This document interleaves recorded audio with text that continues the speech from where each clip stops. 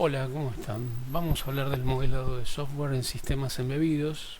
Este es el último módulo de la materia y creemos que es importante. Está último porque los otros también son importantes y pensamos que una introducción sobre el tema de modelado los puede mover a entrar en un mundo completamente distinto en lo que tiene que ver el enfoque del desarrollo de software.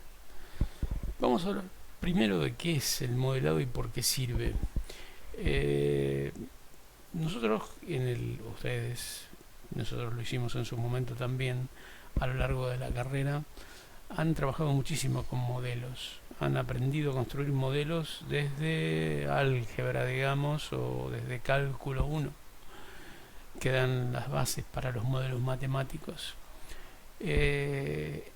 Los modelos son muy importantes porque la ingeniería, sobre todo las ingenierías maduras, la ingeniería de construcciones, la ingeniería electrónica, la ingeniería eléctrica, la ingeniería química, hace un uso cotidiano de los modelos.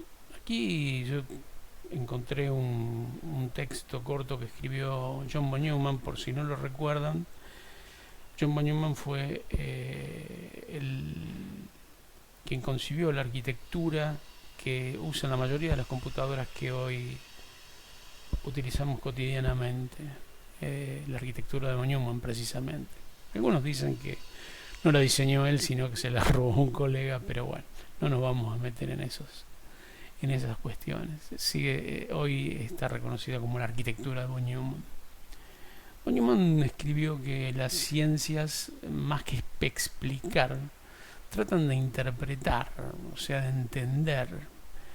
Y una herramienta fundamental para entender es hacer modelos. ¿Qué es un modelo? Una construcción matemática. Puede ser teórica, completamente teórica, lápiz y papel. Puede ser virtual en el sentido que lo hacemos en un software como MathWorks o Simulink, cualquier software de modelado, y que esa construcción matemática con el agregado de ciertas interpretaciones verbales describe el fenómeno que estamos observando y queremos comprender. La justificación de esa construcción es única, y la única justificación que tiene armar un modelo es que se espera, mediante esa construcción, comprender mejor el fenómeno que se está estudiando y comprenderlo en una medida interesante. Yo creo que la traducción que está en el slide no es muy fiel al concepto que está detrás de lo que escribió von Neumann. Pero como resumen yo les diría de que construir un modelo se justifica porque nos permite acercarnos más a la comprensión de algunos aspectos de lo que estamos haciendo o de lo que queremos hacer. Vamos a definir qué es un modelo para nosotros. Una representación. Eso que está en la foto no es un barco, es un barquito de juguete. Imita a un barco real en muchas cosas, sobre todo en su apariencia física. No así en su escala, no así en su utilidad, pero puede servir para saber cómo enfrentaría un barco diseñado con ese mismo criterio la navegación en aguas con olas grandes para su tamaño, claramente, así como lo hace un modelo de un avión o de un cohete en los túneles de viento, ¿no? Un modelo es una representación, es abstracta, es conceptual, puede ser gráfica o puede ser visual. Ejemplo muy utilizado son los mapas conceptuales. Eso es un modelo conceptual. O una representación física. El barquito que está ahí es una representación física de un modelo de un barco real, de fenómenos, sistemas o procesos. ¿Y con qué propósito hacemos ese modelo? Bueno, con el propósito de entender. Todos esos verbos en infinitivo que tiene el slide los resumiría en la palabra comprender.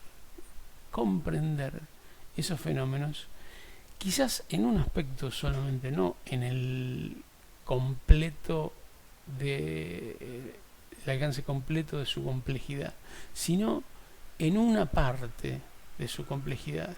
Quizás ese barquito no me sirva para entender si el diseño es bueno en cuanto a habitabilidad para la gente que navegue en un barco construido siguiendo las líneas de ese modelo, pero quizás también me sirva mucho para saber cómo funciona la resistencia del casco en navegación, porque lo puedo probar en una pileta, digamos, a una escala mucho menor que construir el barco y ver qué onda, digamos, ¿no? Claramente. Los modelos no intentan reproducir todos los aspectos del objeto o del concepto que se está modelando, porque la realidad es muy compleja. Aún los dispositivos tecnológicos, como puede ser un barco, un vehículo, un auto, ni que hablar de un avión o de un cohete, son extremadamente complejos. Hasta el modelado de procesos resulta complejo. Los modelos usan abstracciones. ¿Para qué es una abstracción? Una abstracción es una operación mental que nos permite ignorar aspectos del objeto que estamos modelando para simplificar el modelo. El barquito, en ese barquito, yo veo su apariencia exterior, pero estoy olvidándome de lo que contiene, cómo está compartimentado internamente, cómo es la distribución de pesos, dónde están puestas las escaleras para subir de una cubierta a otra, etcétera. ¿Por qué? Porque lo voy a usar, los chicos lo usan para jugar, yo lo voy a usar, por ejemplo, para probar si el casco tiene una navegabilidad adecuada para la tarea que deberá desempeñar el barco real.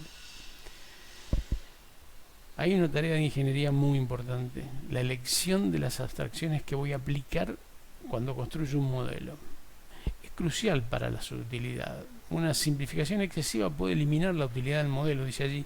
Por ejemplo, yo podría decir, de hecho se hace, bueno, no importa la distribución interna, la habitabilidad, porque total lo que queremos ver es si lo que se llaman las líneas de agua del casco le van a conferir una cualidad de navegación determinada. Lo que no puedo hacer es decir, bueno, no existe el principio de Arquímedes. Los barcos navegan porque existe el principio de Arquímedes. Si yo elijo como una abstracción eso, claramente desvirtúo la naturaleza de lo que estoy estudiando. Es como si yo diseño un avión pensando que el rozamiento con el aire no existe. Y la verdad que salvo que mi avión vuele por el espacio exterior, el rozamiento existe y tiene un impacto muy grande. Entonces, las abstracciones excesivas pueden eliminar la utilidad de ese modelo. Nosotros trabajamos con cosas como esta que vemos en la diapositiva. Y claramente podemos decir que son sistemas complejos. Nosotros queremos diseñar sistemas embebidos. Ahí ustedes tienen una placa que tiene, bueno, una variedad de cosas.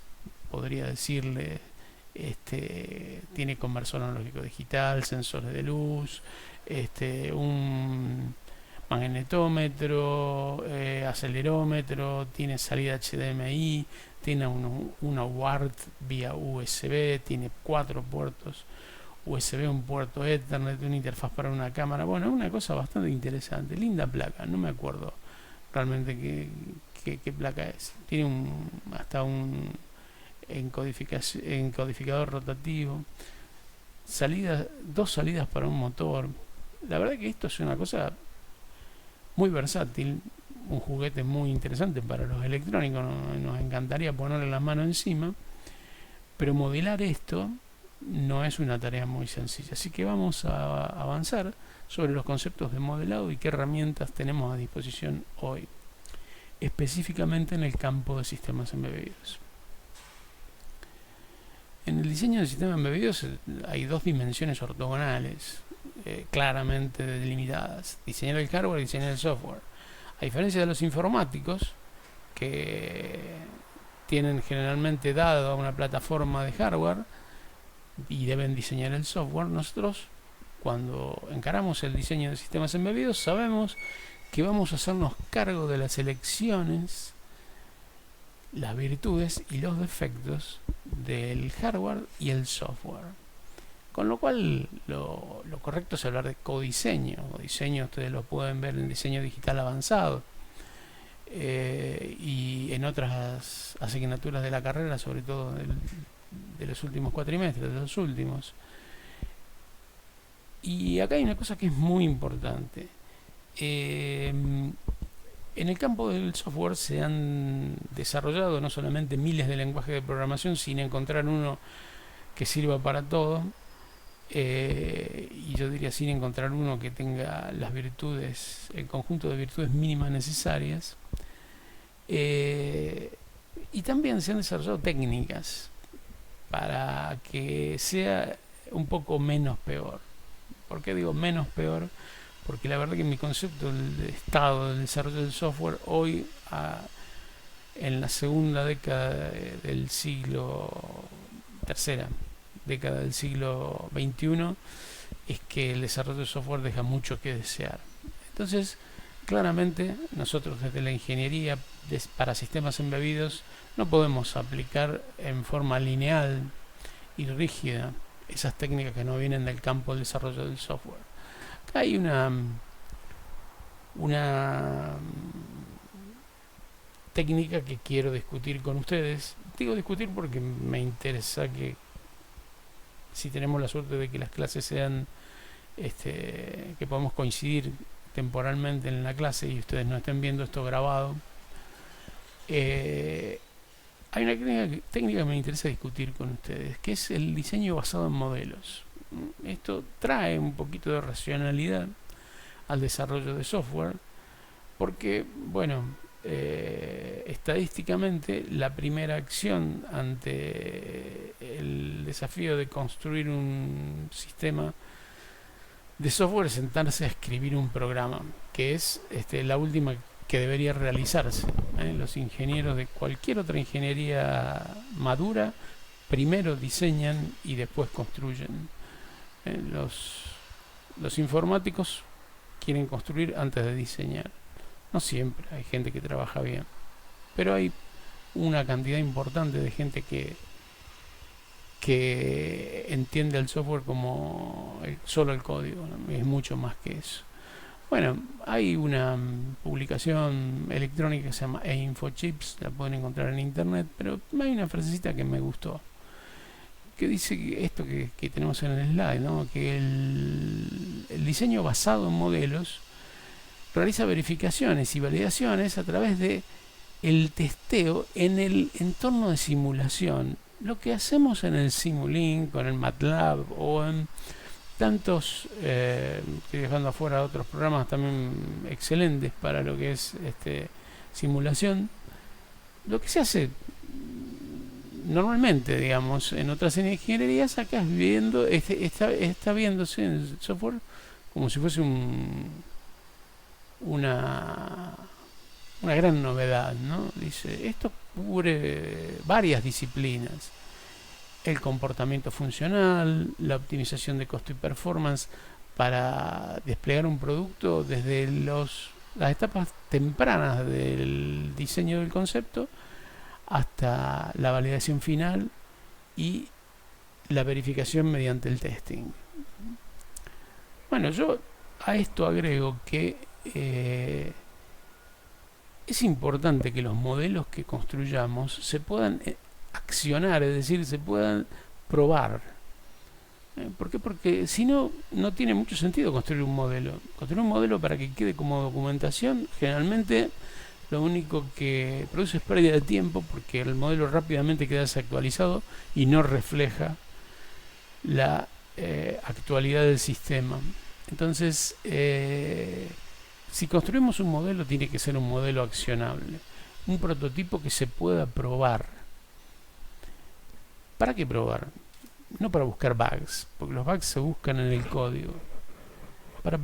Para probar si los conceptos de diseño que yo pienso implementar son válidos frente a lo más importante que tiene un problema de ingeniería, que es la especificación de requerimientos. Miren, cuando ustedes laburen de ingenieros, no les van a pagar porque rindieron 50 materias, ni porque sacaron 10 en cálculo 4 o 9 en matemática aplicada o en física de los dispositivos electrónicos. No, para nada. Les van a pagar porque ustedes van a producir modelos, más que modelos, productos que resuelven necesidades, y esas necesidades están expresadas en la especificación de requerimientos. Allí hay un autito digamos, a propulsión con goma elástica. Ese modelo se puede probar. Yo, ¿qué podría estar probando? Bueno, a ver si la goma elástica es una alternativa válida a las celdas de hidrógeno o a la batería de litio. Qué sé yo, no hay que ser absolutamente descreído respecto a estas cuestiones, hay que pensar con la mente abierta. O si los autos del futuro tienen que tener 3 ruedas y no 4. El modelo tiene 3 ruedas. Bueno, esto me puede servir, el modelo es un modelo accionable, yo si lo construyo lo puedo probar. ¿Y qué puedo ver con esto? Y puedo ver, qué sé yo, si esa propulsión es aplicable, si el tener 3 ruedas es recomendable para un dispositivo de transporte que no tiene una elevada cantidad de energía a su disposición, etc. Un concepto también que es muy importante es el modelado incremental. Ningún producto tecnológico de los que usamos hoy, de los que vamos a usar en el futuro cercano o inmediato,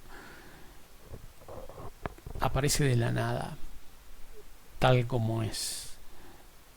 En realidad los productos de ingeniería son resultado de la evolución a través de distintas iteraciones, que eso significa un enfoque incremental, de un modelo, un prototipo, al cual se le van agregando características que eliminan abstracciones. Antes decíamos que bueno, una abstracción lo que hace es olvidarse de una parte del problema, decir esto no existe y me concentro en otra.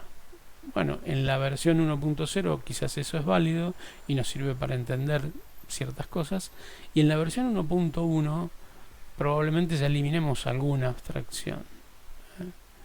En las sucesivas iteraciones, el modelado que yo vaya haciendo debe tender a representar más la complejidad del problema que tengo entre manos. Esto no es algo que lo haya inventado ningún tecnólogo informático, ni mucho menos, al contrario, digamos. La tecnología evoluciona así. Es decir, si hoy podemos hacer los puentes que hacemos y que uno ve en esas documentales tan buenas de mega construcciones o que ve en YouTube, son herederas de una evolución de la ingeniería civil que viene desde antes de que los egipcios construyesen las pirámides, ni que hablar sobre la mecánica. O sea, nosotros hoy viajamos en vehículos que son fruto de una evolución. Fíjense, todavía estamos usando motores térmicos. El motor térmico es algo que se inventó en el siglo XIX. Fíjense si no evoluciona. Porque ¿qué tiene que ver un auto de hoy con un auto del siglo XIX? Poco, muy poco. Sin embargo, tiene motor térmico. Bueno, obviamente, ustedes me dirán, existe Tesla y existen tantas otras compañías que hacen vehículos híbridos o que hacen vehículos 100% eléctricos. Claramente ahí se va a reemplazar, digamos, una tecnología. También es una evolución porque Tesla si bien reemplazó la unidad motriz, no dejó de lado lo que se sabe de suspensión, ni de dirección, ni de estabilidad de marcha en la ingeniería automotriz. ¿Qué podemos decir de nuestra propia ingeniería, la ingeniería electrónica? La verdad es que desde que Schottky o quien fuere diseñó el primer transistor hasta hoy, hemos recorrido un camino larguísimo donde seguimos aplicando ciertos conceptos, pero obviamente en un estadio de evolución muy distinto, que tiene que ver con el modelado incremental. Esto lamentablemente en el software pasa poco, aunque no lo crean. En el software hay una tendencia muy marcada a creer que la rueda está mal inventada y que hay que inventarla, hay que reinventarla. Esto es una percepción personal, discutible como cualquier cuestión subjetiva, pero lo que no es discutible es que hoy el 10%, menos de ese 10% del desarrollo de software informático, digamos, solo un 10% se basa en modelos para todo el ciclo de vida, a contramano de lo que hacen todas las ingenierías maduras. Por eso la ingeniería del software es un oxímoron, no es una ingeniería del software todavía. Le falta entender y aplicar principios que están presentes en todas las ingenierías, entre ellos el valor del modelado. ¿Por qué no se aplica el modelado? Ustedes dirán, porque los programadores son ignorantes. No, porque hay gente extremadamente capaz. Nadie diría que la gente que diseña el asistente de Google o que creó el sistema operativo de Apple o lo que se les ocurra dentro de la informática o de la gente del movimiento open source, gente incapaz o ignorante, muchísimo menos. Pero hay algunos factores que están presentes lamentablemente mucho tiempo. Hay una percepción generalizada en el campo informático, digamos, el desarrollo del software, de que los modelos no sirven de mucho. Percepción totalmente equivocada, digamos. Pero bueno, percepción al fin. Hay una cosa que pasa muy frecuentemente y que es parte de o causa, digamos, del primer renglón, el segundo, que es abandonar el modelo cuando la implementación requiere cambios o cuando viene quien hizo los requerimientos y me dice, vos sabés que ahora veo que esto debería ser distinto. Entonces, ¿qué se hace? Se cambia el código. Y el modelo queda. Ya lo tocaremos cuando el código funcione. También ocurre que hay plataformas que tienen una especificidad donde la gente que tiene que desarrollar una solución para eso se ve frustrada ante el trabajo adicional, lo pongo entre comillas, que implica hacer un modelo. Para eso nosotros vamos a estudiar coherentemente con las líneas de las ingenierías, sobre todo la ingeniería nuestra, la ingeniería electrónica, el modelado, la aplicación del modelado en los sistemas embebidos. Y lo vamos a hacer porque creemos firmemente y está demostrado en los hechos que los sistemas embebidos se pueden beneficiar muchísimo de algo que está creado hace años, que se llama Model Driven Architecture. Esto es una arquitectura conducida por un modelo. Esto fue definido por una organización que se llama OMG, es una organización sin fines de lucro, pero en ella están las empresas más importantes de informática y de automatización del mundo. Y lo vamos a hacer, este Model Driven Architecture, sobre un lenguaje de modelado. Así como hay un lenguaje de modelado, por ejemplo, para las construcciones civiles, que especifica cómo uno usa el AutoCAD para producir un plano de la estructura de un edificio o de la instalación de agua, de gas o eléctrica de una planta industrial. Hay un lenguaje para describir el modelado, para construir modelos en el diseño de software y se llama UML.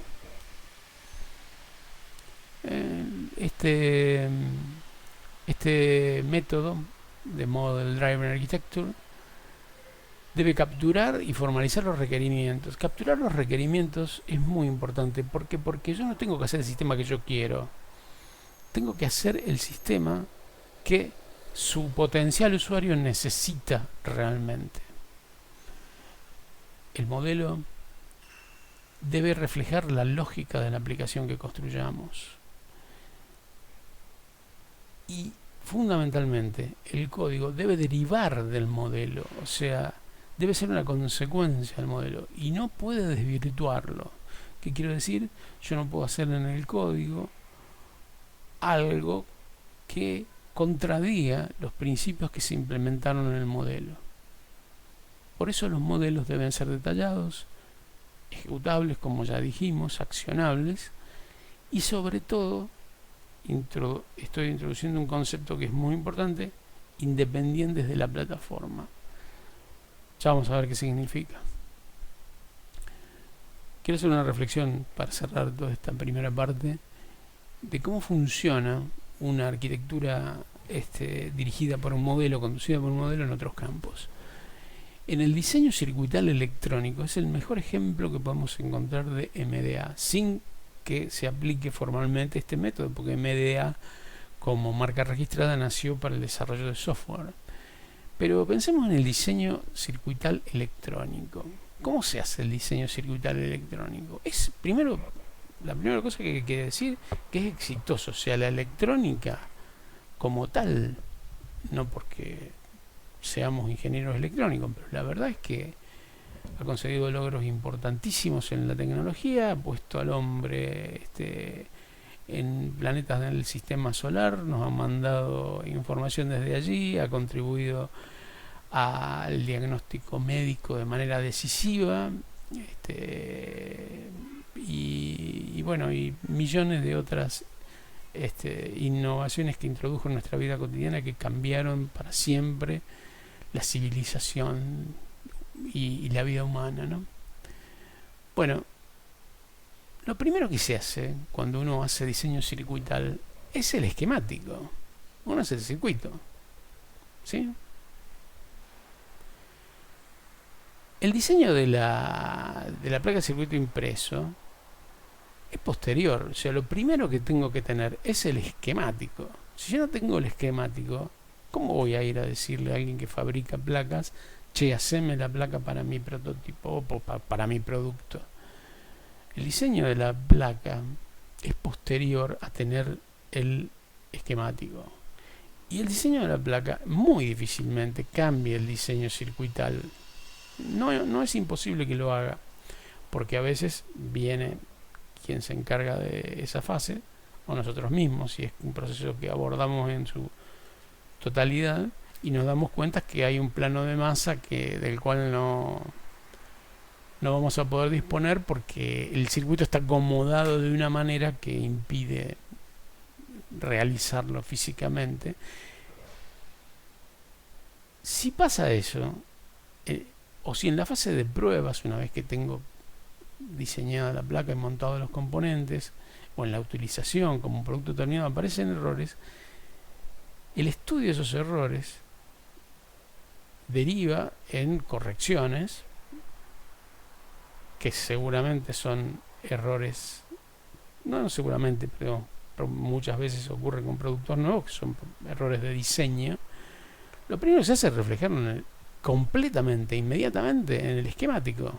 El esquemático es el modelo. Entonces, la electrónica funciona así. No funciona de otra manera. O sea, el tipo que hace la PCB dice: no, este Zener no me gusta, lo saco. Boom.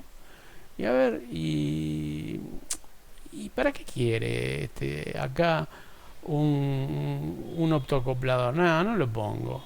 Nadie hace eso. A lo sumo se comunicará con el diseñador y le dice, che, ese optoacoplador que pusiste no se podría eliminar, está de más, qué sé yo, bla bla bla. La verdad es que la electrónica nos da una muestra de cómo hay que hacer para que los modelos nos sirvan. Y claramente es una aplicación del concepto de Model Driven Architecture. Bien, muchas gracias.